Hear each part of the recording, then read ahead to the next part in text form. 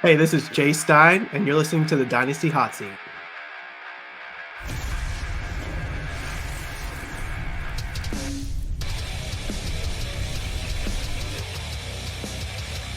Yes. Hello. Welcome back once again to the Dynasty Hot Seat. It's the only Dynasty show out there that is a certified Inferno. And today, ladies and gentlemen, it's one of my favorite shows of the year because we get to have one of the best guests in Hot Seat history back on the show. It's Jay Stein. You can find him over at _Jason Stein over on X. You know him from the Devi Royale. And of course, you know him from the Dynasty Hot Seat. Jay, how many times have you been in the show now? It's quite a few now, right? Quite a few. I always try and get the record. I don't know. Maybe we'll do 2 or 3 this year, but I'm not quite at the record for total show appearances. But this was my first ever podcast. This is the first one I ever got my first start on, so I love it. It's awesome, and I love the new intro you did this year. So that's really cool. Yeah, it was tough to see the old one go. Like it's been the intro since day one. But I just thought I need to get things shorter, snappier. Like let's get into it. So hopefully people enjoy the new intro. Yeah, let me know in the comments. Do you like the new intro or not? I put a comment last week and no one really replied to that. People were just more concerned about the players and the picks. Let me know about the intro. Do you guys like it or should I go back? But Jay, you're here today. It's still way too early. We're getting towards the point where it's not way too early, but at the minute it's still way too early. But we're still going to go through the 2025 class. We're going to mock draft them. Anyway, we're going to fire through 2 rounds. But Jay, before we go through that, do you want to talk a little bit about what is your overall process for ranking these guys and putting them into a list order? Yeah, so I sort of follow this analytical model where I collect a whole bunch of data on a yearly basis and really evaluate those prospects from this data perspective. So the things that go into that data process are draft capital, which we don't know, especially now. We don't know. We won't know until next spring what draft capital is. But when I'm looking for draft capital, I'm projecting that out based on all the mock drafts that we've seen and sort of the general consensus for how some of these players are looking in the moment as we go through the season. For draft capital for QBs, I'm looking for first round QBs. So the guys that get into the second round aren't as appealing to me. And then for running backs, wide receivers, and tight ends, I'm looking for guys who go day 1 or day 2. So rounds 1 through 3 are very important to me. And that's what I would say, guys who get draft capital. And we're going to talk a little bit about that throughout this process, but draft capital is important. Age is important. So I have a bias in my model towards the younger players, the guys that break out from a productions perspective earlier on. So I'm looking for those early declare type guys, those 3-year guys. But you'll find a whole bunch of 3 and 4s mixed in this process and a few 5-year guys here. And that, you're kind of mixing up draft capital and how they perform on an age basis. So you can get some of those 5s in there, but my process is going to heavily weight towards the younger guys as we go through here. I do look at athleticism. It's mostly for tight ends and sort of tiebreaker type of things, but we don't get enough of that until you start to get those relative athletic scores around the draft time. But we at the Devi Rail are projecting some of that stuff on athleticism right now. We actually did it in the summer before the season started. So that's kind of a little bit of our process. Size is more of a differentiator and sort of a threshold type of thing, but I'm looking at sort of what are the standard sizes for some of these guys. So for instance, are your running backs over 205 pounds or not? See, what's really nice about this class is most of our running backs are above the 205 or close to the 205 pound threshold. We don't have many of these guys that we're going to talk about that are well below 200. So that sort of size argument for running backs in this class isn't as big of an issue, but something I look at all the positions for size as more of a tiebreaker. And then production. Production comes in a couple different ways for me. There's these age-adjusted thresholds, which tend to be a bit more of like the market share type of stuff. So for running backs, that's yards per team play. For wide receivers, there's reception yards per team pass attempt. It's basically how much of the offensive you are. And then at each age, you kind of want to be above a certain threshold. And that threshold usually gets higher as you go. So, first year, second year, third year, the threshold isn't quite as hard to get above. But once you get into the fourth and fifth year, it's even harder to get above, which again emphasizes those younger players in the model, in the process. And then sort of like, I call it advanced stats, but it's just, stats that you can get from PFF or some of these other things. Maybe I like divide by something or something else in there, but a whole bunch of advanced stats in the process for running backs. That'd be like yards per attempt, yards after contact per attempt, missed forced tackles per attempt. And PFF has these really cool stats like breakaway percentage and elusive rating. And that's just for running back. There's all those types of things for wide receivers, tight ends, and quarterbacks as well. But it's just sort of adding that all together. And at the Debbie Rail, I have this model in there where I have a Stein index where I put a number beside each prospect's name, and then tier them up into different positional tier groups based on where they have shown up versus previous years, and what kind of that puts them into a category of like kind of what their probability of success is. So that's sort of the model coming through into this evaluation process. I put out stuff before the season on these prospects, and I did some updates in the middle of the season, but most of the work really comes once the season finishes through to the season. That's where we get a lot of the finalized numbers. Right now, it just sort of updates along the way.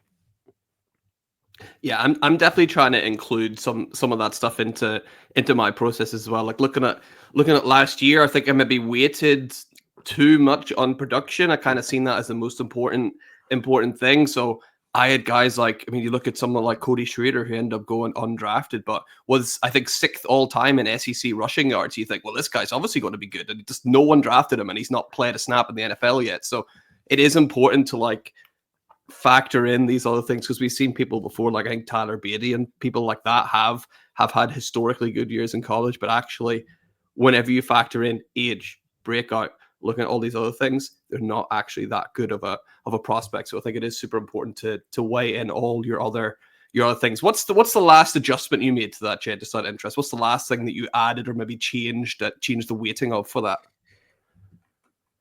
For each position group, it's different, and like things change a bit. But I'd say the biggest weighting, if I'm going through my weighting process, is draft capital, which you adjust it every once in a while. But that draft capital piece, you can say that's a proxy for film. That's a proxy for the NFL evaluators going in and really talking to these guys and getting an idea from the college coaches, and maybe even all the way down to the high school coaches. What's the mental makeup of these players, and what kind of teammate they are. And you just, from an outsider's perspective, you can't get that. And so I think if you're gonna have film, draft capital is probably the best proxy for film, because it's what these draft evaluators and teams are using. They're actually using their capital to draft these players. And I'd say draft capital is probably the biggest weight in the process, and it's varied a bit sometime. But I think that like data-minded people, they tend to just kind of go with a lot of numbers. And like you said before, you have to marry the numbers with some sort of film piece of evaluation to that. And if you have draft capital as your proxy for film, and then I have film grades in my process as well, it sort of starts with PFF film grades, but then it morphs into sort of where these draft pundits are. So like Dan Jeremiah, Dane Brugler, I kind of numerically account for what their grades are for some of these players and put those in the process. And having that draft capital plus a sort of a film component to it, and having that weighting as part of just not a purely numbers basis, not a purely production, having that piece of in there helps with the model quite a bit. And I think it helps tier these players better than just straight looking at data. Yeah, I love it. I could talk to you all day about the process. It's something I'm getting really, really into, Jay, but we must try and chat about some actual prospects here. So we're gonna get into it. It's a 2025 rookie mock draft, Superflex, starting at the 101. We're gonna go through each player in the first round here, Jay. Who's your 101? Because so far I've done two of these. been different players each time. There doesn't seem to be a super consensus 101 at the moment. But who's your guy? My guy is Tet MacMillan, wide receiver out of Arizona. I do think currently, right now, you can make a case for either him or the next guy. He's a running back that's kind of going off for Boise State. But as far as a draft process perspective goes, I like the Tet MacMillan as a prospect in a Superflex in the way the format in Dynasty Fantasy Football is going. The wide receiver is tremendously more valuable than the running back and the tight end at this point. And I just think the positional value of wide receiver is for Tet MacMillan, T-Mac out of Arizona, is significant right now. And Ashton Jeanty, sure, he's putting up like some of the best seasons that we've seen in a long time. And he'll be my second pick, and we'll get to that. But I just like the positional value of Tet MacMillan. So he's 6'5", 205 pounds. This is his third year. He has first in the mock draft database with what you're seeing out there from mock drafts. He's a first round guy, currently going 5th overall on the big boards. He's first in receiving yards this year, second in receiving yards per game, 7th in yards per route run, 8th in PFF receiving grade. He's second in reception yards per team pass attempt. He has a high 20% target share, 0.27 targets per route run, 0.12 first downs per route run, and a 1.49 EPA per play. When you go down and look at his age-adjusted metrics, like how many times he gets above the line as a wide receiver, he looks good over his 3 years. So, like reception yards per team pass attempt, he's above the line for all 3 years. In years 2 and year 3, he's way above the line, which is nice.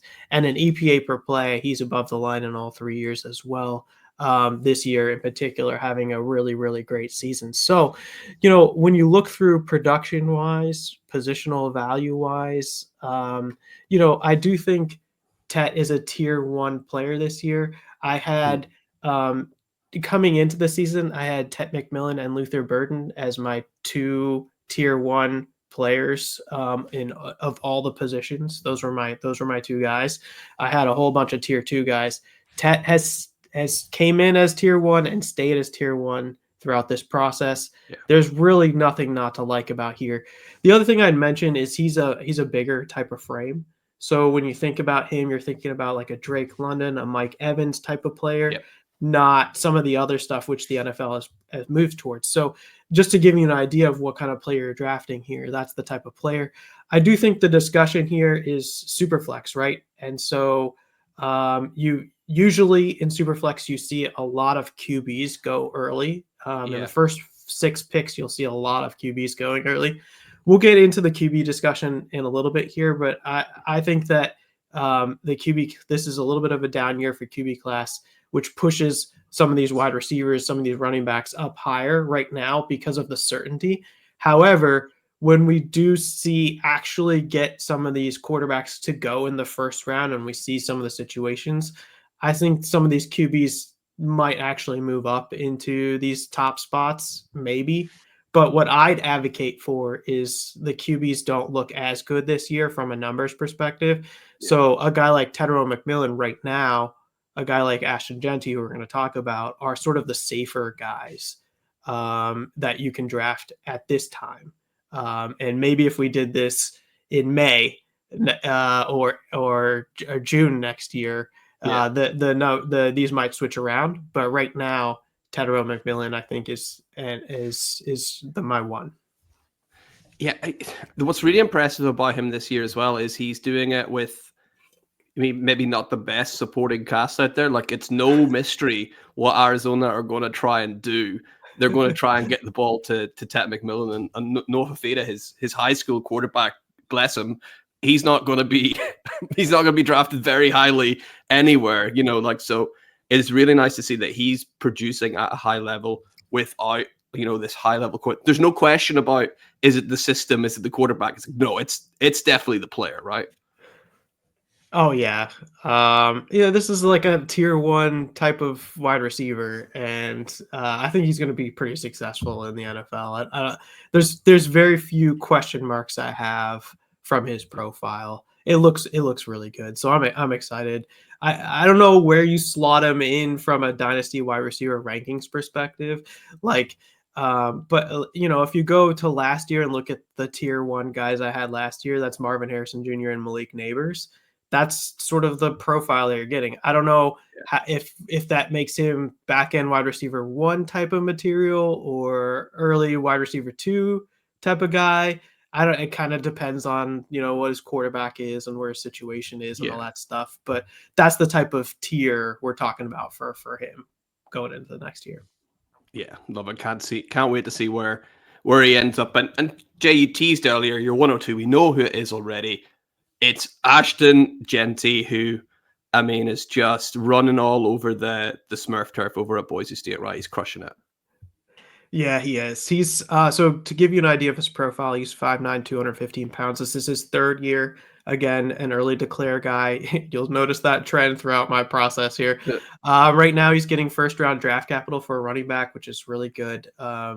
I do think this is an excellent running back class. I think it differs from last year and some of the years before, where I think there are going to be plenty of NFL producing type running backs out of this group. Generally, in the history of the last recent past, the running backs haven't gotten great draft capital.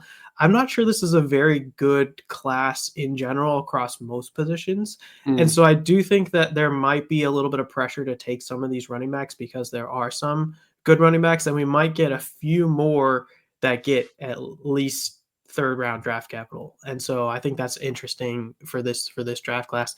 So far this season, he's putting up a really historic season. It's actually a historic season. So right now he's first in rush yards, first in rush TDs, first in rush yards per game at 190 yards per game, first in scrimmage yards per games with 200 yards per game, first in yards per attempt at 8, first in yards after contact per attempt with 6, third in missed first force tackles per attempt at 0.44. Anything over 4 is really outstanding. Yeah. It missed tackles force per attempt. Seventh in breakaway percentage. Man, he really fell off there. No, I'm just joking. Seventh is still really great in breakaway percentage. First in PFF elusive grading. First in PFF rush grade, and first in yards per team play this year. So if you go at 190 yards per game, he has 4 games left in the regular season. So basically he's on pace for 2,300 yards ish in the regular season. Best single season NCAA single season rush leaders are Barry Sanders, who had 2,600 yards ish, Melvin Gordon 2,587 yards, Kevin Smith at a UCF, which is one that I hadn't really paid too much attention to, 2,567 yards, Marcus Allen at a USC 2,342 yards. So then Ashton Jeanty, if he continues at this pace, would fit in there. And then right after that is Rashad Penny and Derrick Henry, both in the 2,200. So that's sort of the type of season that he's having. Maybe he goes off again and has another crazy game, and he gets up above Marcus Allen at 2,300 yards rush yards. That'd be pretty cool. But the other thing that I wanted to mention, I talked about this with on the Debbie Rell podcast, the Debbie Show.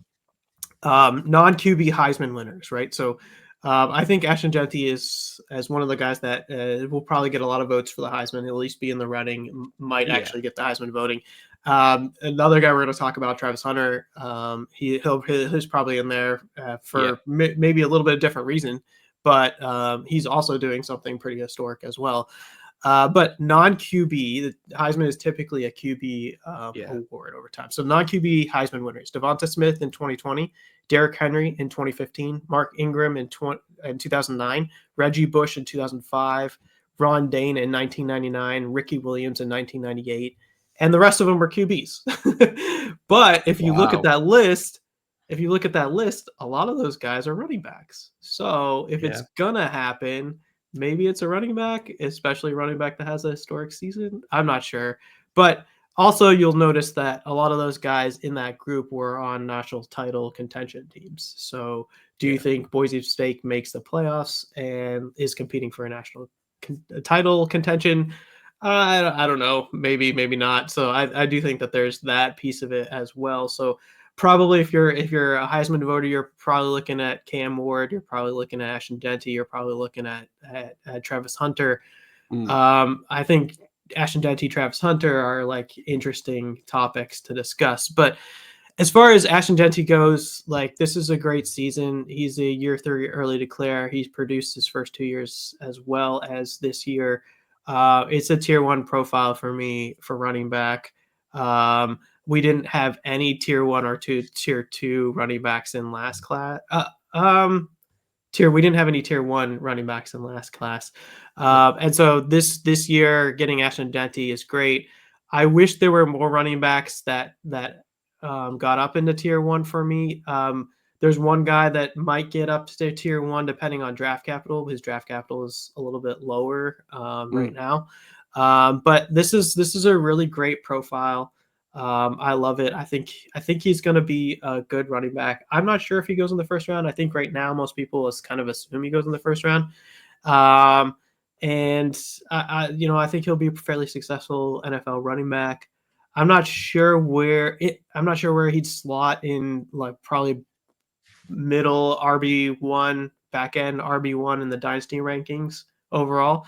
But again, it depends on team and situation and stuff like that and how that goes. But in an area where we are very thirsty for some decent NFL fantasy production, I mean, there's a small list of guys that you can count on each week for in the younger category that'll be around for 3 or 4 years.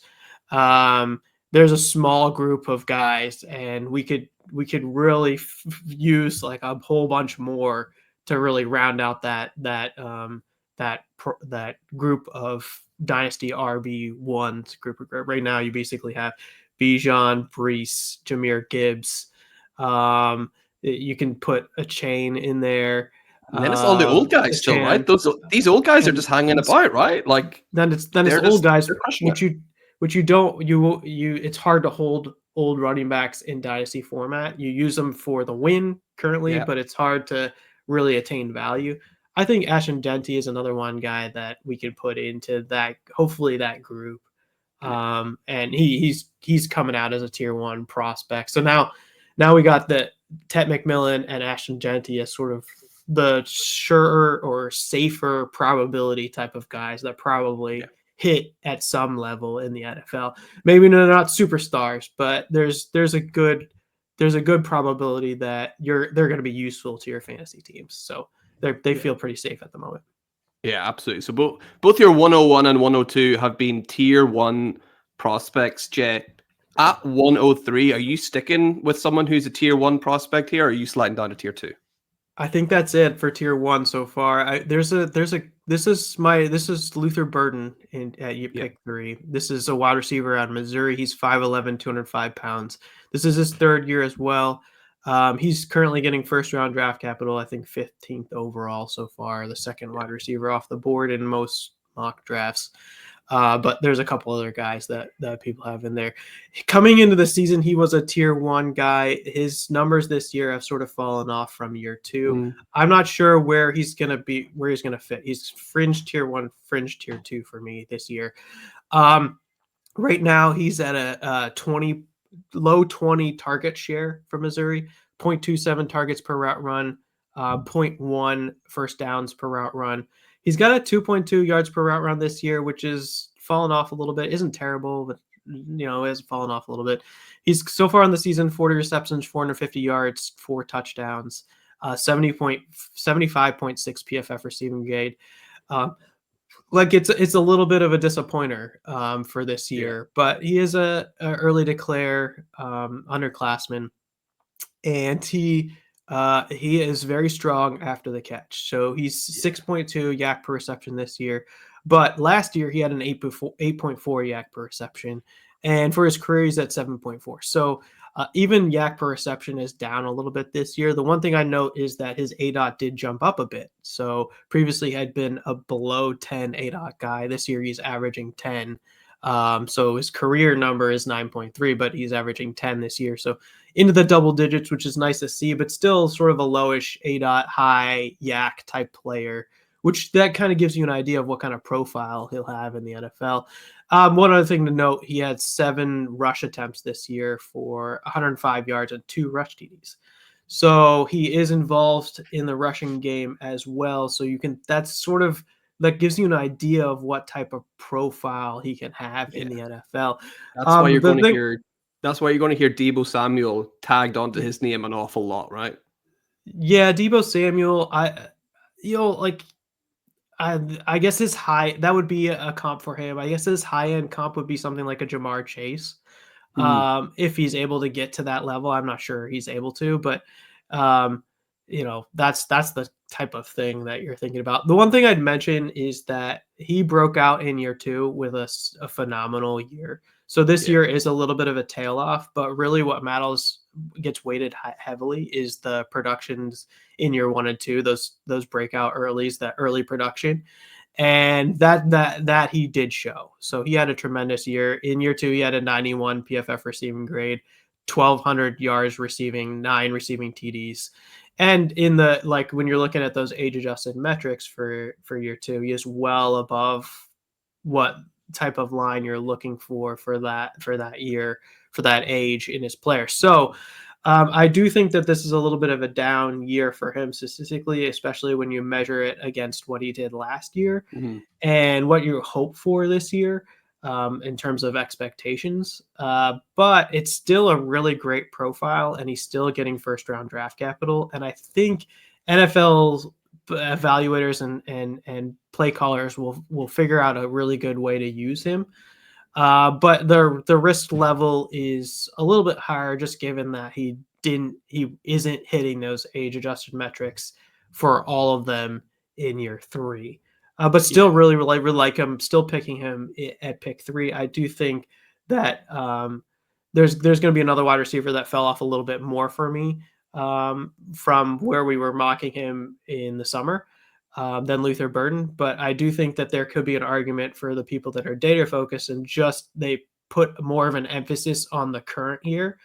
So they put more of an emphasis on, the 2024 season, that he slips a little further in a lot of people's models. But mine still likes that early production that we saw in year 2.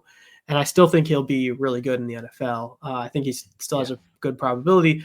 Like I said before, it's just like, is he fringe one? Is he clearly a tier 2 guy kind of Mhm. thing? I'm not sure quite yet. Hopefully we get some more production out of him for the rest of the season, and he, bumps himself up and gets him back into tier 1. But right now he's kind of teetering there. I do think that draft capital is going to be a big thing for him. We've seen guys that have really good profiles, but then it doesn't really work out from a draft capital perspective. I don't think that's going to be the case here.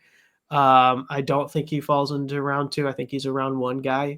but that is also part of the process of why I have him up here as high as 1.03, is just because I do think he's going to get mid first round draft capital. And if that falls off, then maybe he falls off a little bit too. But like I said, just a little bit of different profile than Tet MacMillan now. I think MacMillan, we're coming into the season, I was having a hard time deciding between MacMillan and Luther Burden. Yeah. That's how good of a season year 2 Luther Burden had. Now I think there's a little bit of a difference between the two profiles. It's not as fuzzy as it was coming into the season. Yeah, I definitely agree with you. And do you find it? I don't know if encouraging is the right word to use, but are you maybe less worried whenever you just look at Mizzou as a whole this year? Brady Cook not performing as well as he was last year. Nate Noel not really filling in for Cody Schrader, and it's not like Theo Weiss isn't really turning up. Like the whole team is on a downward trajectory. It's not just that Luther Burden is. Does that encourage you almost, where it's like it seems to be the whole team not performing, not just him?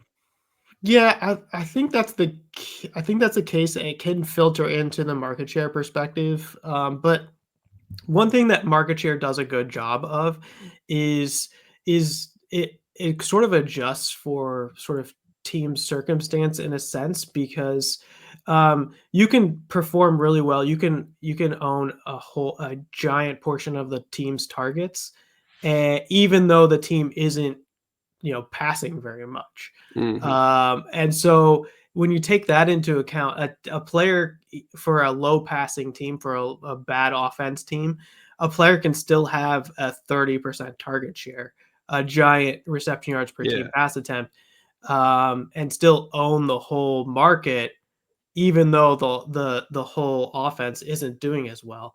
And so I would say his numbers aren't quite as good as they were even last year. But the other piece to keep in mind is that in those types of situations, if you don't have good enough players playing opposite him or feeding him the ball, all those metrics and all those numbers kind of go away, and then the defenses key in on that particular player, knowing that's the only person they have to stop, and it makes it Yeah. harder to get him the ball. And if that's the case, then yeah, it definitely explains some of that stuff. So, and then if you have worse QB play, you have worse offensive line play. It does account for some of it, and I do think you have to make up for that. And I think a lot of that sort of gets filtered out through draft capital. So those NFL evaluators will go in and look at stuff like that and decide, can I make an exception for those types of things in this particular situation? And then if he then still gets drafted in the first round, then you've kind of explained away some of that excuse of the situation. And so Definitely. that's kind of how I look at it. You just a lot of times you just don't know, especially if you're just looking at the numbers. If you're not Yeah. watching every single Missouri game, you don't necessarily know all that stuff. But that definitely could be part of the reason for sure this year. Yeah, definitely agree there. Luther Burton, a prospect to, yeah, I think he's going to go in the first round as well. I'd be shocked to see if he doesn't. So moving on from 1-3 on to pick number 4, firmly now for at least for now in your tier 2 guys. Then right? Yes. This one is Emeka Ibuka, and this one I've been sort of on an island for some time now. When we did our pre-draft Dynasty Hotseat last year, Yeah, so before he decided to come back, I had Emeka Ibuka in the first round. I think you were a bit surprised at where I had him in the first round because I liked his profile in general. He decided to come back to play his fourth year, so in my process, fourth year does get a little bit of a ding, and this will be my first upperclassman, my first fourth year guy in the process. But I really like Emeka Ibuka, and I'll tell you why. He's 6'1", 205 pounds. This is his fourth year, first round draft capital still. That's fluctuated a bit. So at the beginning of the year, you were seeing him start to fall into the second round. yeah. Now we're seeing for him in the first round, 22nd overall is kind of about where he is right now. And then this season, he's 10th in yards per route run, 7th in targets per route run, 5th in first downs per route run, 10th in PFF receiving grade. He's got a 6.6 yak, a 6.6 yak per reception, a 2.51 reception yards per team times pass attempt, and a 1.109 EPA per play. He, like Luther Burton, he is one of those sort of lower ADOT, Mm. higher yak type players. Primarily plays out of the slot. You can think of him as kind of like an Amon-Ra St. Brown type of player. I'm Yeah. giving you comps of the ceiling of Yeah. Jamar Chase and Amon-Ra St. Brown. Yeah, That's not really where you expect them to get to, but that's just gives you an idea of what type of player he can be. He really did have a phenomenal year 2. So when I look at these prospects, I weight the production in year 1 and 2 a lot higher than I weight the production in years 3 and 4. Although there is a significant weight in year 3 as well. He that year was the year he's playing with Marvin Harrison Jr. And they both had very similar production profiles. So Marvin Harrison Jr. then in year 3 goes off and takes off. He just has another great year like he did in year 2. He goes and is a very high pick in the NFL draft. yeah. Everybody's excited about Marvin Harrison Jr., the prospect. That was the year CJ Stroud was passing the ball to him. But in year 3, Emeka Ibuka, he had some injuries. So he wasn't on the same trajectory as Marvin Harrison Jr. Again, they're different players, right? So Marvin Harrison Jr. is primarily an outside player. Emeka Egbuka is an inside player, slot guy with low ADOT, high yak type of guy. Different players in general, but the production in the similar offense was very similar in year 2. This year, we have another just incredible player in Jeremiah Smith. He's a freshman this year, true freshman this year. He's going off. The numbers are actually very similar between Jeremiah Smith and Emeka Egbuka. Just Jeremiah Smith's doing it in year 1, and Emeka Egbuka's doing it in year 4, right? What I'd say, and what I'd make a case for, is that this Emeka Egbuka's profile probably deserves some sort of teammate sort of adjustment to his process. In year 2, he played with Marvin Harrison, and his numbers looked really good. Year 3, we had injury. Year 4, maybe Jeremiah Smith deserves, Carnell Tate deserves a little bit of teammate adjustment to his profile. And, he's having a good year. I read off all statistically where he is, and he's having a similar year to where Jeremiah Smith is. And everybody's going crazy about Jeremiah Smith. Emeka Egbuka's right there, and he's getting first-round draft capital. And what I'd say is, a lot of times you get the argument of like, well, Emeka Egbuka isn't even the best wide receiver on his team. And yeah, that's the case. I agree. But it doesn't matter. Ohio State has 3 or 4 first-round wide receivers every year. And for fantasy purposes, yeah, I agree. He's not Marvin Harrison. He's not Jeremiah Smith. But he also can be a late or a back-end wide receiver 1, early wide receiver 2, given this profile. It's not perfect. I wish he didn't get injured in year 3 and had another great season like Marvin Harrison came out last year. That would have been perfect in the profile. But there's lots of things to like about this profile. It's not like the high end from an analytical profile, because you do have to make these like exceptions in the process, but it's still a really great profile. I think he'll be pretty successful in the NFL, assuming we stay away from the injuries. But I like this. I have been on an island here. When Kevin and I at the Debbie Royale do these mock drafts and put them out, and the viewers watch and see Emeka Egbuka go 4th, anywhere between 3rd and 6th. They're like, we don't agree with this Emeka Egbuka take. And I keep pushing it. Because I think he's a really good wide receiver. Now, at the beginning of the season, that take wasn't looking as good, but now we've come through the rest of the season. We're seeing Emeka Egbuka put up. We're seeing Ohio State focus on Emeka Egbuka and Jeremiah Smith fairly evenly. And the stats are coming through on some of that stuff. And maybe you make a player age-adjusted teammate argument to it, and you get first-round draft capital. I think it's a really good profile. I think he has the ability to be a pretty good NFL wide receiver as well. Yeah, Egbuka is a guy that I just think almost in the same way that we had a few years ago in a similar situation when Chris Olave was coming out. It was almost like prospect fatigue and looking at the teammates around him and going, well, he's not as good as Jackson Smith and Jigba. Well, he's not as good as this guy. It's like, but he's still a really, really good player. It kind of reminds me of that whole dialogue we've already been through with Chris Olave. So I think Egbuka is definitely a guy. I wouldn't be shocked to see him go in the first round of the NFL draft as well. Maybe towards the back end, if Burden's going to go in the middle, maybe Egbuka will be in the 20s.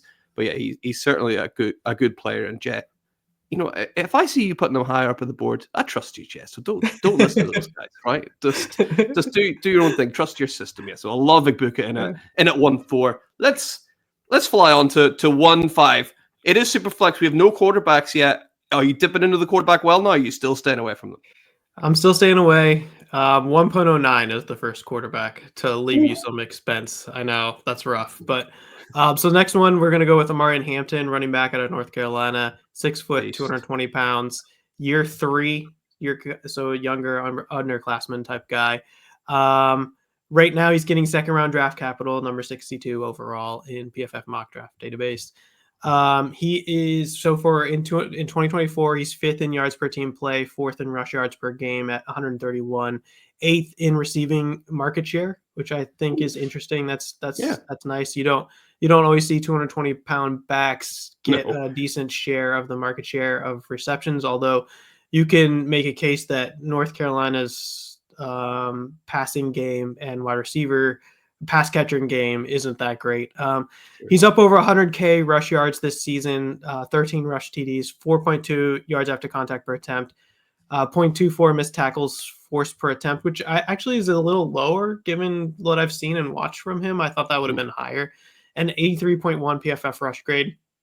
One of the questions I've had on him coming to the season was rush yards are expected cumulative basis. He'd been teetering above and below the 0 mark. Generally, I'd like to just see above 0. That's like the minimum threshold. Obviously, the higher, the better.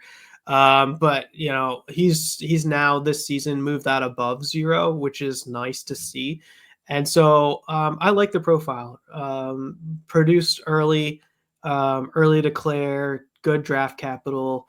I don't think he's a first round running back. He's my second running back coming off the board.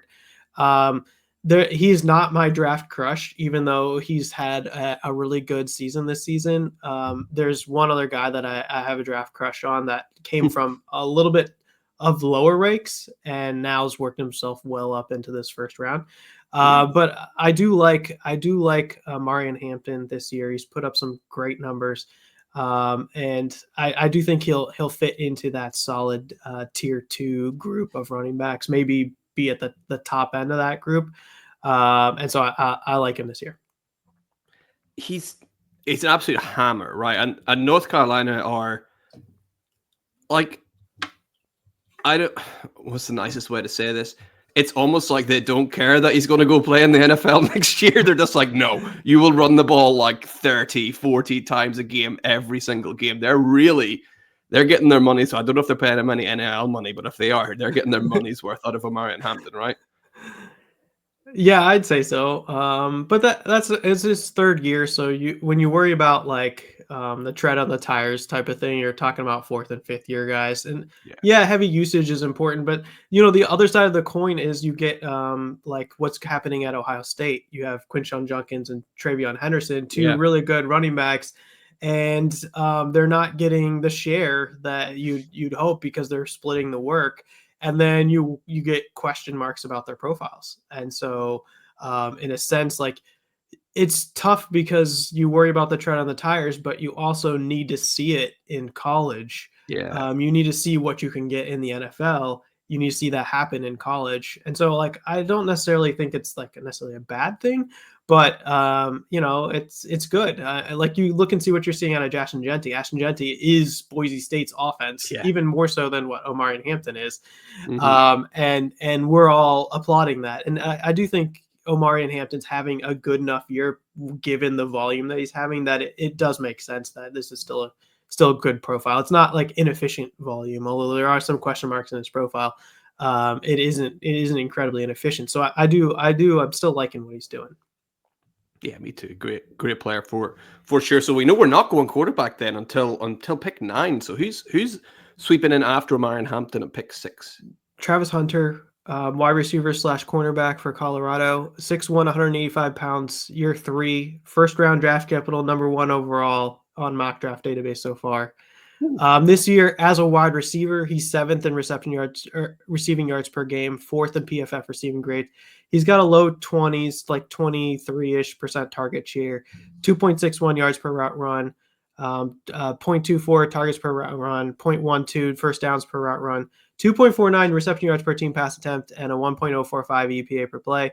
I think the inherent risk for him is like how much, from a Dynasty Fantasy Football perspective, how much wide receiver does he play in the NFL? I think he's proven this year that he can play cornerback and wide receiver. You just need the right team situation. If the team is going to draft him as primarily a cornerback, and once he masters that position, maybe we'll get him in as a wide receiver. And for every once in a while, it's less of a fantasy relevant profile. If a team's going to play him both ways, or maybe even primarily try and focus him on what they see of him mostly as a wide receiver, or that's where he wants to play in the NFL, not cornerback, wants to play wide receiver. I think that it's a still an interesting profile from Travis Hunter. And so, early declare, lots of early production. The other thing I'd mention, we had the Heisman discussion. He's doing something that we haven't seen in a long time. It's been historic, playing so many snaps on both sides of the ball and actually performing really well on both sides of the ball as well. It's a Heisman level type of performance. He'll definitely be in the Heisman voting. He's in contention for first overall pick. That's what type of player he is. The reason why we don't have him as earlier than this, and I would argue probably from a value perspective, you should probably select the first round quarterbacks here or something like that, and keep Travis Hunter in the back of the first round, is just the inherent risk of, does he play more wide receiver in the NFL, or does he play enough wide receiver in the NFL? Now, if you're playing IDP leagues, number 1.01 overall for sure here. But if you're just playing, normal offensive Superflex leagues, there's risk here in this profile. I remember I put out my 2025 tiers in the summer, pretty early. I think it was in May, and I had Travis Hunter fairly high up there. And the number one question I got was, do you really think Travis Hunter plays wide receiver in the NFL? I see him more as a cornerback. And then he goes off and has another great year playing both positions. And you're like, well, I can see it. Maybe this is an exception case. Maybe this is something different than what we've seen before. And maybe he does play both ways, or maybe he does get enough out there. But I just, there's so much risk in that profile. It's hard to push him up much higher than here, the middle of the first round. I think really, honestly, if you're really being safe about it, you probably have him in the back end of the first round. But I just like his profile. I like where he's going. So I have him here because, I think he's pretty good. How far do you think he slides? If he's going day one, definitely. But whenever they read out that card and they say Travis Hunter, cornerback out of Colorado, and they don't say wide receiver, what happens then? Like, does he slide all the way? People are still going to take a punt on him, surely, right? I think people will still take a punt on him in the second round, just because it's such a great profile. Yeah. But yeah, if we hear Travis Hunter cornerback, or instead of Travis Hunter, wide receiver / quarterback, I do think he falls from the first round in the second round. But really, I think we're going to have to look for nuggets in training camp. I think we're going to have to look at the team situation and see, is the head coach rigid and expects the players to play it? And that would be like the worst case scenario from a fantasy perspective. You want the guy that's going to use him as a playmaker, use him on both sides of the ball, and or maybe even primarily play him on as wide receiver, because maybe he wants to play wide receiver. Who knows? But that's kind of situation that you'd want to see. And hopefully as a fantasy guy, you probably will get that. Hopefully. We'll see. Yeah. Let's I can't wait to find out. So he's going at 106, 107, Jay. Who you got? Caleb Johnson. This is my draft crush this year. He's a running back out of Iowa. 6 foot, 225 pounds, year 3. Again, another underclassman that I'm looking for. And I mentioned this in my process. I'm gonna push up the underclassmen. Those guys are gonna way better in the model, in the process. Right now in the mock draft database, he's going 4th round, 116th overall. So that it does not meet draft capital standards. I do think he is going to be a riser through the draft evaluation process as people figure out what he's done this season. And so I do think he'll at least get the draft capital. I'm projecting for 2nd round draft capital from him, given what he's done this year and his career. What I'd say overall is that if Ashton Jeanty wasn't around this year, even if Omarion Hampton, if you like, those guys weren't around this year, we'd be talking a whole lot more about Caleb Johnson for a guy that was not on people's radar coming into the season. So he's 2nd in yards per team play, 2nd in rush yards per game, 5th in receiving market share. Another guy that like maybe you wouldn't expect to have a huge receiving market share, but he's up there. 7th in PFF rush grade, 2nd in yards after contact per attempt, 2nd in breakaway percentage. The breakaway percentage is an interesting one. That's like the 15 plus yards on those attempts. So that's a pretty good. And his missed tackles force per attempt is 0.31, which is something I flagged on Amari Hampton. Then if you look at like the age adjusted metrics in year one, he had a really good year and he met a lot of those age adjusted metrics. And year three, he's having a really good year. And it really reminds me, not like they're the same players or anything like that, but last year we had a significant rise from Jonathan Brooks, a guy that wasn't on a lot of people's radar, and then just had a really good year three. And kind of goes off. That's kind of like the rise that I expect. And Jonathan Brooks never really made it to a tier one type of guy. Part of that has to do with the fact that he was, behind Bijan Robinson and stuff like that in his early years, and then got injured in the year. And so he didn't really get a chance to finish out that good year. So you had to games adjusted things, but like, the rise that you're seeing from Caleb Johnson is somewhat similar, from somewhat of an unknown to something that's one of the better profiles that you can find in the running back space. And I don't think you'll see a lot of people have Caleb Johnson at 1.07. I think a lot of people have him in the second round. I don't think you'll see anybody have Caleb Johnson above the quarterbacks right now. I just think that it's such a great profile that his draft stock's going to rise, his draft capital is going to rise, and I think we're missing out. So I wanted to get his name out as somebody that's very, very interesting, and right up there with Ashton Jeanty. Now Ashton Jeanty's having a historic season, so it's not quite there, but on a lot of these metrics, he's right up there. His year two on the age adjusted metrics didn't hit all of the places, but he did have a really good year one. So Ashton Jeanty had years 1, 2, and 3 were really good. Caleb Johnson had year 1 and year 3. That's really good. Year 2 was just okay, kind of year. So that's kind of how I'd characterize him as a prospect. Yeah, I've got him ranked way, way high up in terms of like his production and what I've seen on tape this year. Caleb Johnson is one of my higher ranked guys. Just like watching him play as well, which kind of helps for me as well. Like, he's fun to watch. Seems like quite a character as well in the locker room too. So yeah, I love getting some Caleb Johnson love. I think someone in the comments in the last episode was wanting some more love for Caleb Johnson. I can't remember who it was exactly, but here you go, 107. Gotta be pleased with that. So he's locked in at 107. Jay, where are we going next at 108? We're not 109 is quarterback. So who's the last pre-quarterback player? Quinshon Judkins, running back at Ohio State. He's 6 foot, 219 pounds. This is again his year 3, so underclassman type guy.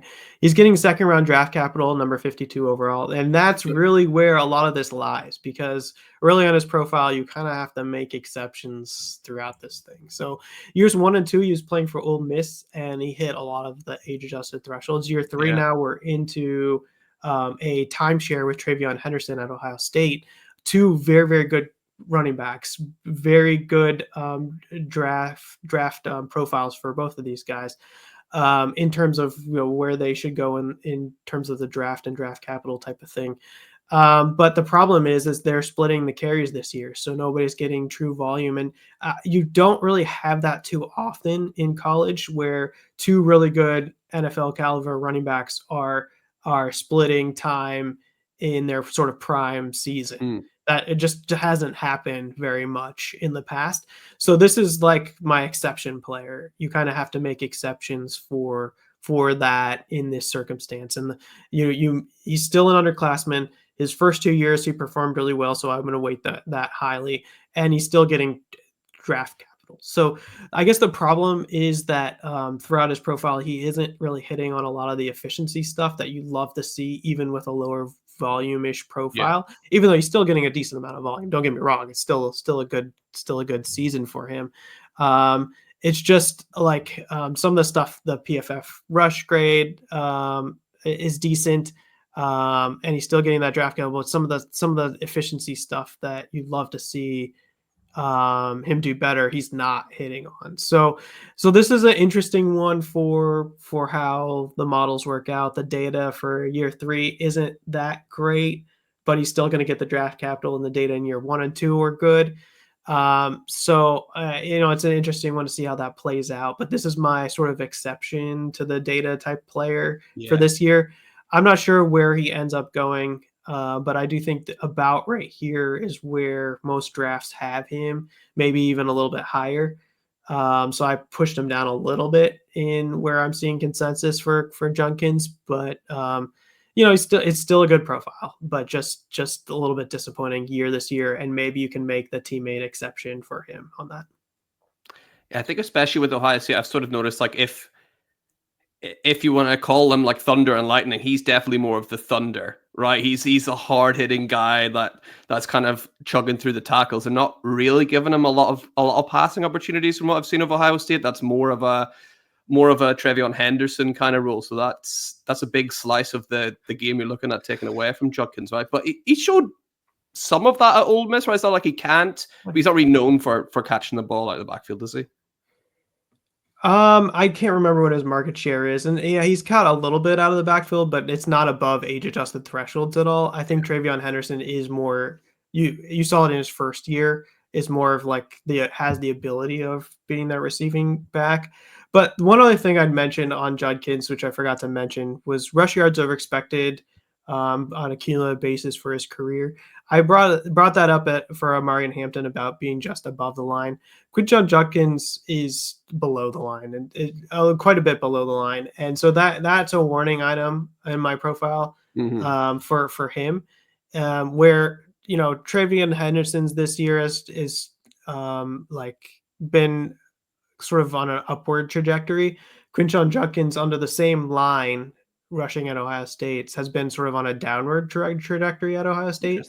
So it just gives you an idea of like, when you're doing the rush yards over expected, it has to do with, sort of the situation, the offensive line. But what's interesting is they play on the same team, and Trevion Henderson has held in there, but Quinshon Judkins has fallen off at Ohio State. So that's one of those items, another watch item that I'd say is out there for Judkins in his profile. Nice. Yeah, well, Judkins certainly a really good prospect. Can't wait to see what he can do next year. And here we are. We're at the moment, Jay.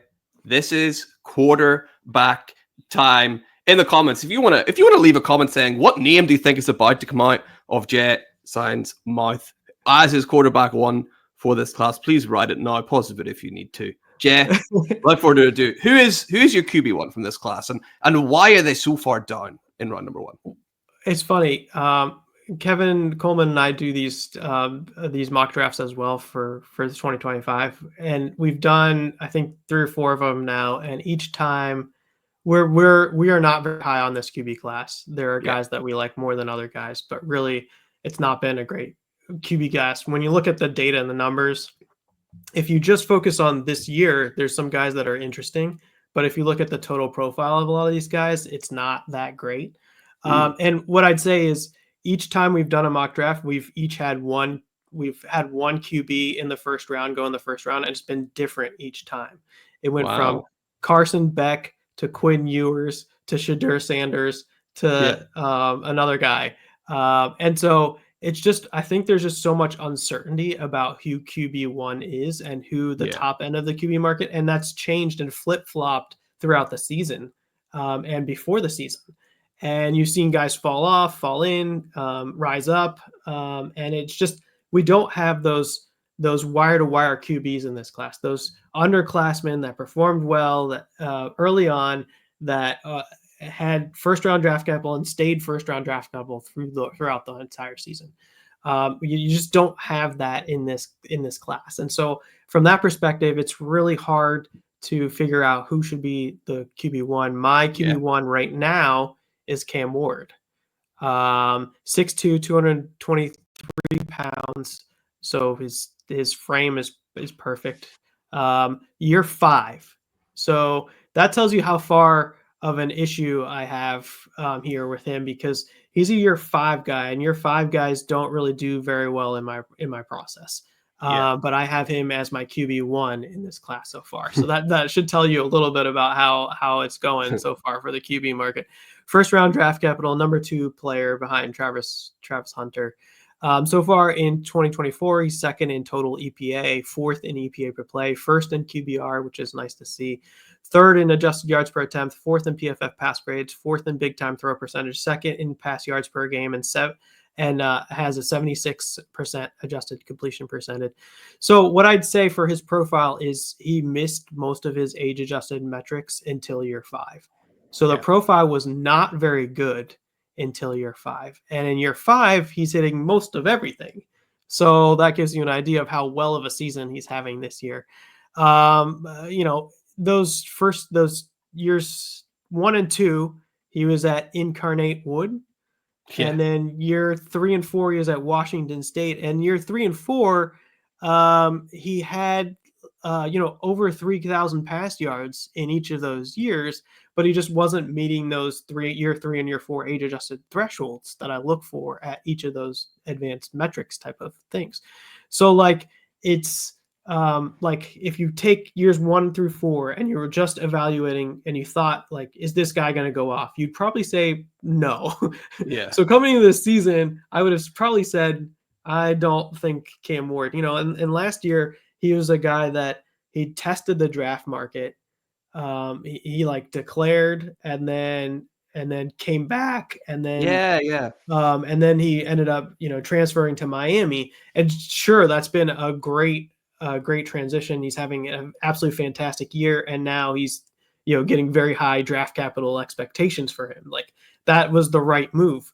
But it also tells you that he last year after year 4, he probably wasn't getting the type of response that he wanted from the NFL evaluators. And so you have to, I think, take that whole thing into account. Now, as far as fifth years goes, you take a look at fifth years with 90 plus QBRs. That's basically what you kind of need to be at for a fifth year on a QBR basis for those metrics. Since 2014, you're looking at Jaden Daniels, Joe Burrow, Baker Mayfield, Bo Nix. And then if you incorporate the 6-year guys, you put in Hendon Hooker and Curtis Rourke, the guy out of Indiana right now, who are both 6-year guys but have that 90 plus QBR rating. So that's your list that's the amount of people that have done that since 2014. It's not a very large list, but what's interesting about that list is you kind of like some of those guys on the list, right? So the difference though is that Jaden, Bo, and Baker were able to put some dots above the line on an age-adjusted basis throughout their careers. It wasn't like zeros that we're seeing from Cam Ward. Now, I mentioned 3,000 passing yards isn't 3,700 passing yards in year 4 isn't nothing. It's not nothing, but it just wasn't hitting those age. Jaden, Bo, and Baker were able to get those dots above the line throughout those 5 years. Burrow is the one that didn't. He didn't get any of those numbers, those dots above the line until year 5. But Burrow's case was, I'm sitting behind really good players, first round draft picks at Ohio State, and then I transferred to LSU, and then year 5 for LSU, I go off. So I also have Jamar Chase and Justin Jefferson to throw to. And I still have, exactly. Right. So, and Ward clearly doesn't have that in that case. So, the other thing I'd say is, Jaden Daniels, he had the rush yards market share well above the lines for all 5 years, and he had some nuggets in there. So to me, like the comp of like Jaden Daniels coming from nowhere, then becoming the a very high first round pick, and then going off in the NFL and doing really well. I think that's a little bit different than the Cam Ward situation because there were no nuggets. He doesn't have the rush, at least the rush expectation that Jaden Daniels has, which is like Lamar Jackson level production so far, which is amazing. But there is something interesting to his profile, which clearly makes him a 1. In Superflex, I can see him if he goes very high in the draft and he gets in a good situation. I can see him being pushed up into the top half of this round, maybe even 1.01 or 1.02 or somewhere in that range. I do think the QBs move up at some point. I just am not excited. I'm not like crazy excited about that profile. The way I had it last year, I had Caleb Williams and Drake May tier 1. Then I had JJ McCarthy, Jaden Daniels tier 2. Then I had Bo Nix tier 3 and Michael Penix Jr. tier 4. That was after draft capital was put into place. Obviously, I'm pushing down guys like Jaden Daniels, Bo Nix, the guys that have the longer careers in college. I think it's a position where we're as a group we're starting to give grace for, or maybe even prefer having the college QBs stay for their fourth year, Yeah. maybe even their fifth year. So this might be a situation where third year isn't quite as important, fourth year, but we just need to see that production, really, really good production and being above the age adjusted metrics in year 3 and year 4. We got to see it. And so I would say that most of these quarterbacks don't have that. There's one in round 2 that does have a little bit of that, which I think is interesting. But yeah, that's kind of where I'm thinking about the quarterbacks right now. Love it. I always love the process that you go through, Jay, on these quarterbacks and all of these players and how they eventually fall to where they're at. And yeah, Cam Ward's definitely going to be one it's going to depend where he goes, right? That draft capital is going to be so important for Cam Ward. He's a hell of a lot of fun to watch. Trying to figure out what that would translate to into fantasy points, though, because they're not always the best quarterbacks are your best fantasy quarterbacks either. So yeah, it's going to be real interesting with Cam Ward. Is he the only quarterback in the first round, or are you going back to the quarterback well at 110? Going back, Shedeur Sanders at 10, Yep. quarterback Colorado, 6'2", 215 pounds, year 4, first round, number 3 overall right now in mock draft database. And this profile is slightly different. So he's a 4-year guy instead of a 5th-year guy. And the difference here is that Cam Ward in year 5 is crushing all these age adjusted metrics.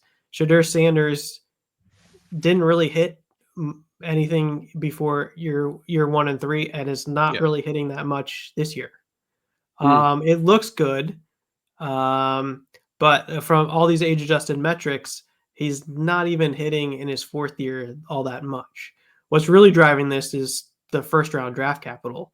And there are actually some nuggets in the profile to like. It's just, are those nuggets predictable of NFL success? I'm not sure. There might be, and depending on the situation, it could be. But he's 3rd in PFF pass grade, 7th in big time throw percentage, 1st in adjusted completion percentage. That's one of the nuggets that stood out to me. He has almost an 82% adjusted completion percentage, which is 1st in all his college. He hardly ever turns the ball over. He's 4th lowest in turnover worthy play percentage. He's 6th in pass yards, 2nd in pass TDs, and 14th in total EPA. So these are not like terrible numbers. But okay, so for QBR right now he's 74.2. So that's great. Honestly, my threshold is more like 75-ish, so he's not quite there. But in year 4, when you're looking at the age adjusted metrics, you're looking for something in the mid 80s, and he's at 74.2. It's good for this season for these QBs. It's relative to the rest of the group. That's pretty good. But when you're looking at an age adjusted basis over history on quarterbacks that have gone on to do really well in the NFL, you want to see a mid 80 QBR, and that's not where he's at. He's at 7.4. On the EPA per play, he's at 0.413, which is good. It's improved throughout the season. But in your year 4, you're looking for QBs that get above a 0.5-ish or better range. So like these metrics that then go and are predictive or have higher probability of success in the NFL, he's not even hitting those in year 4, even though like it's a pretty good season. The stuff that I care about, the stuff that I think is important, he's not quite hitting it.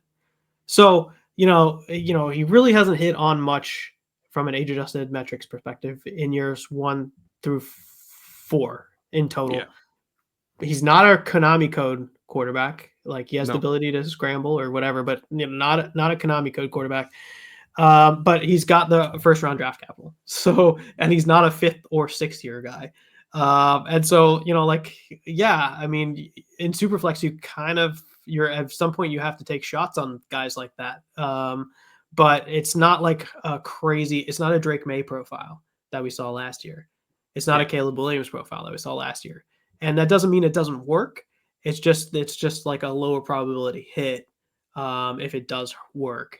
That's the way I kind of view it.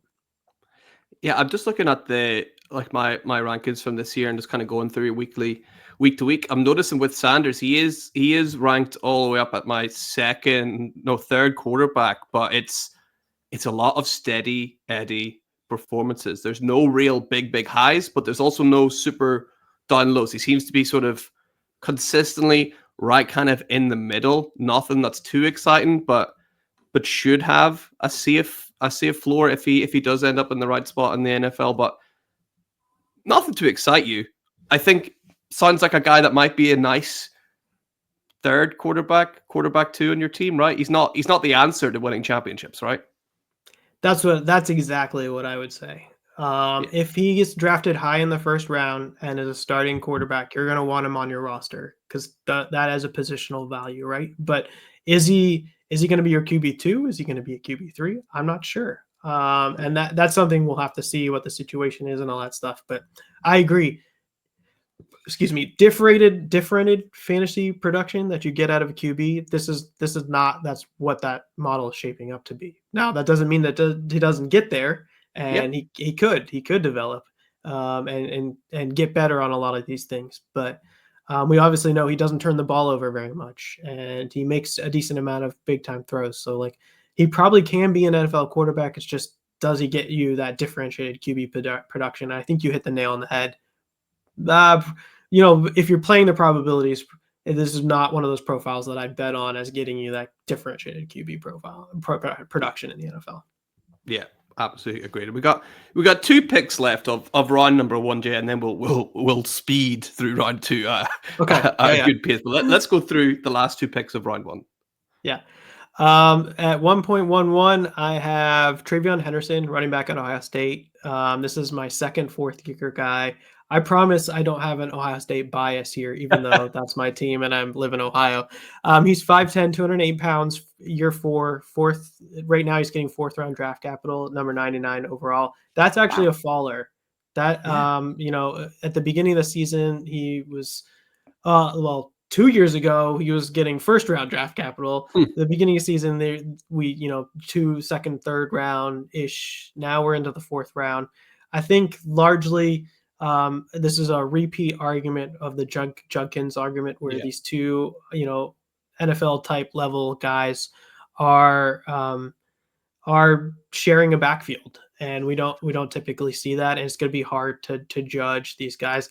I did mention rush yards are expected for a cumulative basis. Travion Henderson is looking better.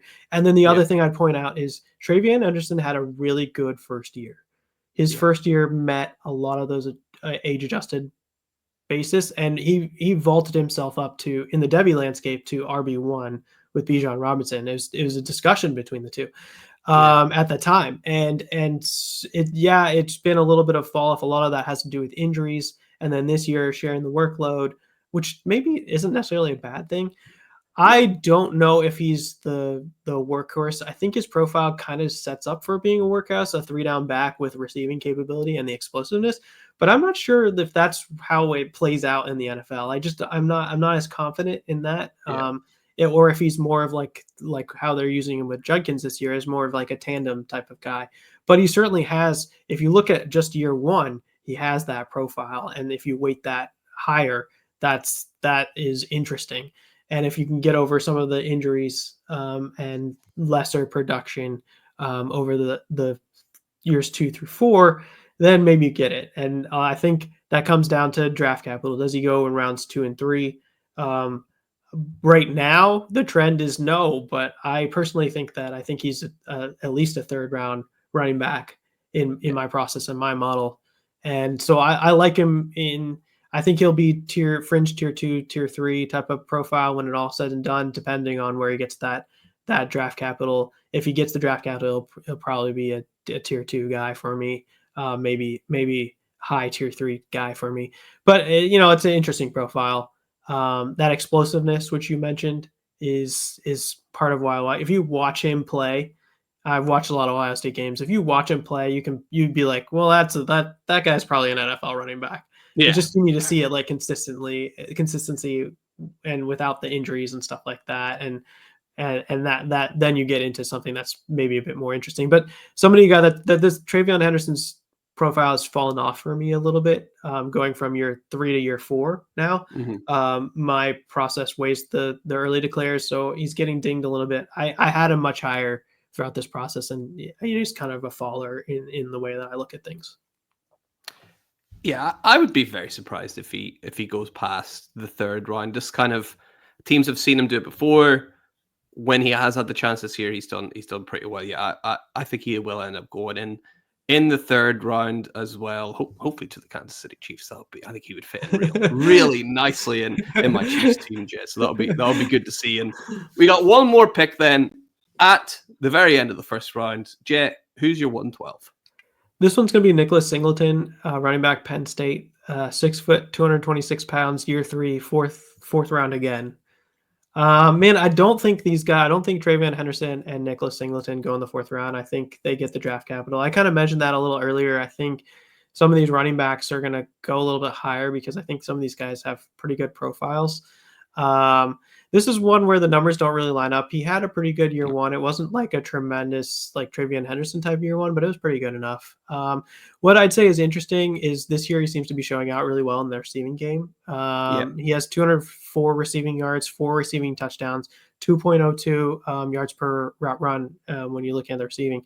And if you go by scrimmage yards per game, so you include his rush yards and his receiving yards, he's over 100 scrimmage yards per game. In a backfield where you're sharing it with Katron Allen, which, you know, has at times gotten some NFL buzz a bit. So I suppose the receiving work is a bit unique for a 226-pound back. It's not like crazy high, but it's just unique. This is one of those guys, and I've said it before, if you watch him play, this might be more of a function of what Penn State's offense is, but year 2 was a really down year. But if you watch him play this year, it's been like really nice. And you see it, and it doesn't necessarily show up in all the numbers, but you can see it when you're watching him play.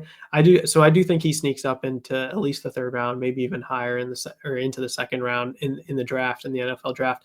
And I think that depending on the setup, this could be a really, really interesting profile.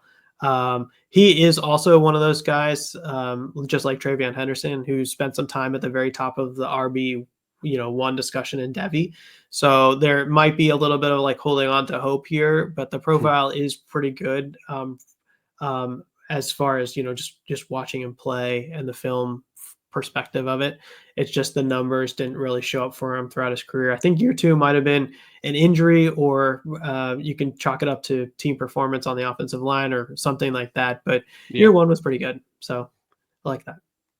Yeah. He's one of the exciting, like, watching Penn State.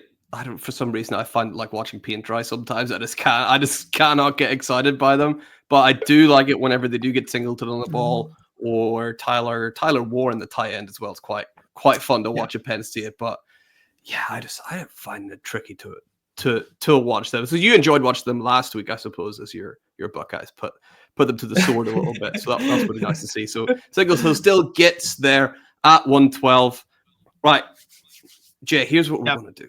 2nd run in sleepers. Let's go half and half. So give me your top 6 in the 2nd round, and then give me your 7 to 12 in the 2nd round. And we'll maybe focus on 2 players to chat about. Yeah, so Colston Loveland is 2.01. Yep. He's the first tight end off the board. He's a tight end out of Michigan. 2.02 is Drew Aller, Penn State quarterback. Yep. 2.03 is Isaiah Bond, wide receiver, Texas. He's a faller for me. 2.04 is Ollie Gordon, running back out of Oklahoma State, another faller. Yep. I had much higher on my board, along with Isaiah Bond. Dylan Sampson, 2.05, running back, Tennessee. He's a riser this year for me, out of Tennessee. He's pretty interesting. And 2.06 is Trey Harris, wide receiver, Ole Miss, who is a 5th-year guy who's has been one of the better wide receiver years in all college football. So that's 1 through 6 in the 2nd round. Love it. Let's focus on Dylan Sampson, because he's a guy I've been a lot higher on than I think the rest of the community. He's currently, based on this season's performances, the number 2 running back based on this season in my rankings, Jess. So tell me what you like about Dylan Sampson out of Tennessee. Yeah, so he'll be an early declare. 5'11", 201 pounds. This is the one guy that my threshold is 205, and he's 201. I think he'll probably get above 205, but like, we're not talking about a 190-pound back here, so that's interesting. Right now in mock draft database, he's going in the 6th round. So I think that is an obvious miss Yeah. right now. I think people start learning about, once they see the numbers come out of him, learning about what his profile is. Um, yeah, and so far he has 978 yards, 19 touchdowns, 122 yards per game. Um, the yards after contact per attempt is 3.3, which is pretty low. You'd love to see that get bumped up. The missed tackles forced per attempt is a 0.22, which is fairly low again. But I just don't necessarily think that that's the type of running back he is. So I Yeah. think that's interesting. He has a really good PFF rushing grade this year. And there's lots of things to like about his profile. From a pure volume perspective, he's showing out this year, so I like that, and I like that he's an early declare. And so it's an interesting profile. So I'm excited. I'm excited about this running back class in general. There's quite a few running backs I have in the first 2 rounds, which I wasn't able to say last year. Yeah. And so there's a lot of potential maybes out of this running back class. And I think that's exciting. I think that the Devy landscape needs some of that. And I love Colston Loveland. Drew Allar at for Penn State is really interesting to me. Yeah. If I was really being truthful to my model, I would probably have Drew Allar as above those guys. I'm just worried that might go back, and is he going to get first round draft capital? Yeah. And so if he gets first round draft capital, like, I'll probably be pounding the table as Drew Allar QB1 over Cam Ward and Shedeur Sanders if he really does get that draft capital. And that would be the same similar argument as like saying JJ McCarthy over Bo Nix and Michael Penix Jr. Yeah. Except for it'd be like taking Bo Nix and Michael Penix Jr. at 1.01 in the actual draft. So I guess that's the difference. But Drew Allar is someone that numbers wise is looking good this season, although it may not look the best if you're just watching it. I'd say JJ McCarthy's film last year, people were knocking him all the time throughout the year, and then they go on and win the national championship. He gets drafted very high in the first round, and people are like, "Oh, just JJ McCarthy yet? He looks kind of good." I mean, that's kind of a similar like Drew Allar profile, except JJ McCarthy had some nuggets in year 2, and Drew Allar really didn't have that great of a year 2. But so that's kind of how I'm thinking about him for Drew Allar. Yeah, I think if Drew Allar does declare, you're going to be sick to your back teeth of hearing the words Josh Allen compared to Drew Allar by the end of it. Just kind of the build and the frame that he has. People are going to think that they can mold him into a Josh Allen guy, which would be interesting. Obviously, if you can do that, he could be high flying up the board in the first round for sure. So that was your first half of the second round, Jay. Let's run through 7 to 12. Okay, 7 is Tyler Warren, 8 is Jackson Dart, 9 is Quinn Ewers, taking some like QB shots there. 10 is Harold Fannin Jr., tight end, Bowling Green, as my third tight end in the second round. That's nice to see in the second round there. 11 is Dane Key, wide receiver, Kansas, your 3 guy. And 12, I couldn't pick one, so I picked 3. Jaden Higgins, Elijah Stewart, and Elijah Surratt and Evan Stewart. Evan Stewart's the Oregon guy, third-year Oregon guy, who in a lot of people's drafts was going fairly high before this season, possibly even in the first round. And now he's probably a back end of the second round type of guy. The second week in a row that Fanning's got a mention actually after last week's show, so he's definitely a kind of under the radar player that people are noticing. Evan Stewart's a really interesting one to me. He's sort of heating up a little bit now. Oregon Tez Johnson was taking a lot of the praise to start with, but now we're seeing Stewart a little bit more. Can you see him rising up and up and up if he continues to play well with Dylan Gabriel there at Oregon? Yeah, I think because he has like the first year type of breakout, and people were really excited about him. He also gets like sort of the draft capital type of argument as well. People really liked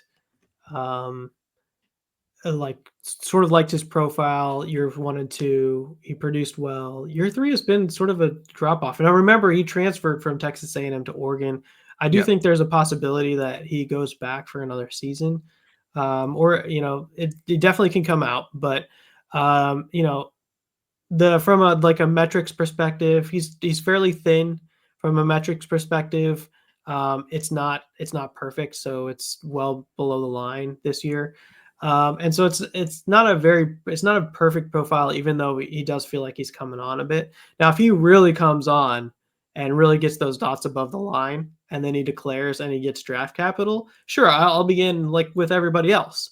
But right now, it's a very questionable profile. So I mean, that's why he's getting pushed down, I think. Um, and so that's tough.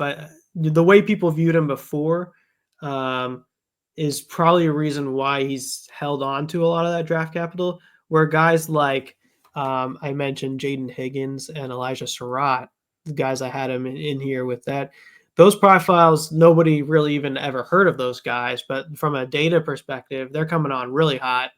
And both year 3 guys and both well above the lines on a lot of those age adjusted metrics. So, those actually from a data perspective, those profiles look better, except for the fact that maybe they don't get the draft capital that Evan Stewart may or may not deserve based on, like how he's been viewed as a prospect over time. So those are the interesting ones. And then, as far as like guys that didn't make it in, sort of the sleepers through this process, I think Jalen Milroe, I think he didn't even make it in the second round. I do think he probably deserves, if he comes out and goes in the first round, he's definitely going to be like second, first round type guy. So that's interesting. He has been in the second and first round in some of my mocks before. I think he has tremendous rushing upside. I don't know if he comes out, and I don't know what his draft capital looks like. Garrett Nussmeier at QB, he's pretty interesting as well. Again, I don't know if he comes out. Cade Klubnik has shined a little bit at times. I don't know what has happened to me, but I'm like a Klubnik guy all of a sudden. I didn't like him at all last year, but I'm like, I really like this guy. Yeah. I'm not sure. He'll probably go back again as well. So I'm not sure. There's a lot of running backs that didn't make it in here because I was trying to make space for some of the QBs. But there's a lot of running backs in here that I like that have really good data profiles that I'm just worried about draft capital. Because if you go in the mock draft database, like some of the guys that I had in the first round were getting 4th round draft capital, and you're just like, well, that's not going to work if that's really the way it plays out. But I do think the running back position, I do think some of these guys get better draft capital than what's baked into current consensus right now. So DJ Giddens, Devin Neal, Jonah Coleman, Jordan James. Jordan James is a really interesting one. He's a year 3 guy. Jonah Coleman out of Washington is really good data profile. He's a year 3 guy.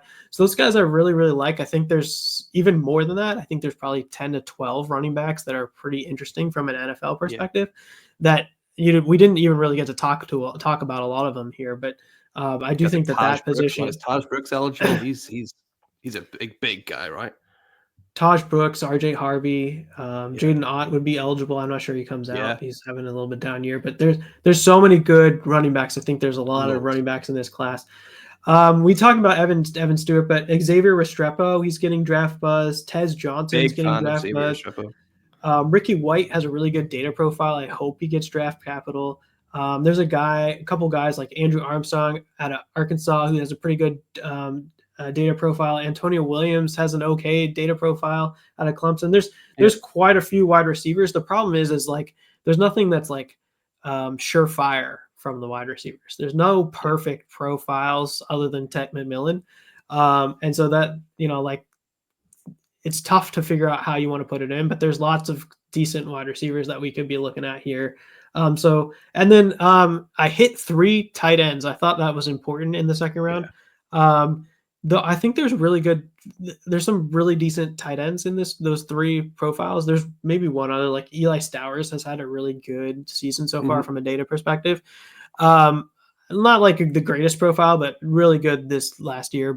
And Tyler Warren, I wouldn't say he had a really great data profile either, but he's having a tremendous year 5. And we can all kind of see Like, you don't need the tight ends to produce throughout their whole college careers. No. But this year he's really producing, and we can kind of see that he's probably going to get draft capital. So, like, you move him up. I think people might have him higher than 2.07 in a lot of mocks. They probably will have him higher than Colston Loveland. I just like Loveland because he's a 3-year guy that's hitting on multiple years for a lot of these age-adjusted metrics. And Harold Fannin Jr. same 3-year guy hitting a lot of age-adjusted metrics. The only problem you have with Harold Fannin Jr. is competition level. We've seen him play. They played Penn State, and he went off. So we've seen him play at a higher competition level and still do well. It's just, how do NFL evaluators see that, and what is that? Like, this is easily a guy that he could move up or way down depending on where his draft capital comes in. And I just don't have a good read on where that is. Right now, mock draft database has him going in the 3rd round, but really we need to see what these NFL evaluators think of him before I can really push him up. But the data profile is there for sure. Absolutely.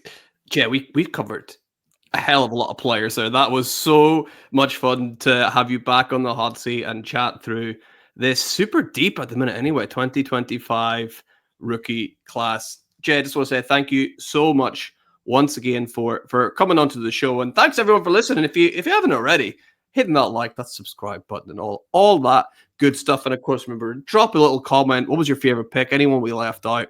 Anyone we think we should be looking into a little bit more? Jay, before I let you go, can you please remind people where can they find all of your amazing work online? Yeah, you can find me on X at _Jason Stein. And then the Debbie Royale, we have a Patreon where you can join. There's a Substack and a Patreon and a Discord. You get a lot of my models in there. You get a lot of draft content. We go through. I also keep track of the stats for the year on the college side and the NFL side, which you can get some of those advanced stats from the season through that. We have really cool Dynasty rankings, Dynasty Debbie rankings, where we combine the rankings for college and NFL players all into one.